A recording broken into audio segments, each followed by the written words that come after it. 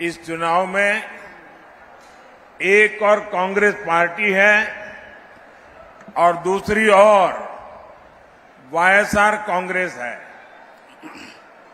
कांग्रेस के नेता यहां नतीजों से पहले ही हार मान गए चुके हैं और आंध्र प्रदेश की जनता ने वाईएसआर कांग्रेस को भी पूरी तरह रिजेक्ट कर दिया है।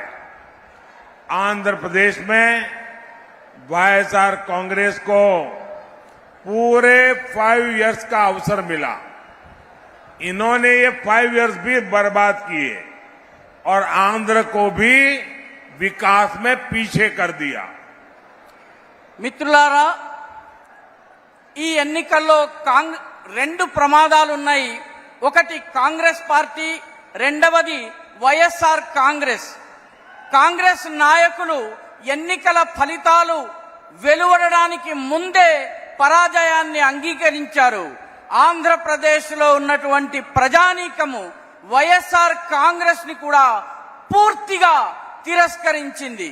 ఆంధ్రప్రదేశ్లో వైఎస్ఆర్ కాంగ్రెస్ ప్రభుత్వానికి 5 సంవత్సరాలు అవకాశం లభించింది. కానీ ఈ 5 సంవత్సరాలని వాళ్ళు పూర్తిగా వృధా చేశారు. అంతేకాకుండా ఆంధ్రప్రదేశ్ అభివృద్ధిని కూడా వెనక్కి వెళ్లేలా చేశారు. साथियों, आंध्र युवाओं और युवा टैलेंट का प्रदेश है। टेक्नोलॉजी में आपकी काबिलियत का लोहा पूरी दुनिया मानती है। इसलिए आज जब देश तेजी से आगे बढ़ रहा है तो आंध्र का तेजी से आगे बढ़ना उतना ही जरूरी है। लेकिन यहां की राज्य सरकार में ये उम्मीद बेकार है। डेवलपमेंट के नाम पर यहां काम 0 और करप्शन 100% हुआ है।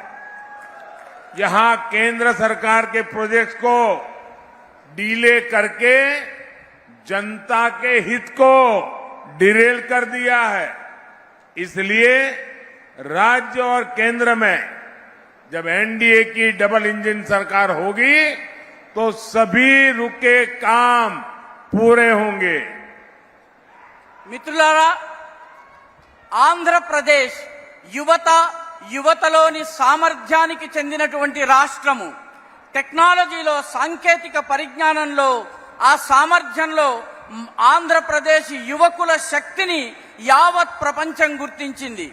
అందుకే ఈ దేశము వేగవంతంగా అభివృద్ధి చెందాలన్నట్లయితే చెందుతున్నటువంటి సమయంలో ఆంధ్రప్రదేశ్ కూడా అంతే వేగవంతంగా అభివృద్ధి చెందడం చాలా అవసరం.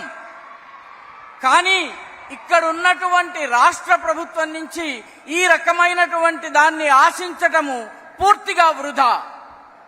అభివృద్ధి పేరిట ఇక్కడ పనులు 0, కానీ కరప్షన్ మాత్రం 100%, 100% జరిగింది. కాబట్టి ఇక్కడ కేంద్ర ప్రభుత్వం యొక్క ప్రాజెక్టులను డీలే అంటే ఆలస్యం చేయడం జరిగింది. జనత యొక్క మేలు, జనత యొక్క బాగుని డీరైల్ అంటే పట్టాలు తప్పించడం జరిగింది. కాబట్టి రాష్ట్రంలో, కేంద్రంలో ఎన్డీఏ యొక్క డబుల్ ఇంజన్ ప్రభుత్వం ఉండాలి. అప్పుడు మాత్రమే ఆగిపోయిన పనులన్నీ మళ్లీ ప్రారంభమవుతాయి.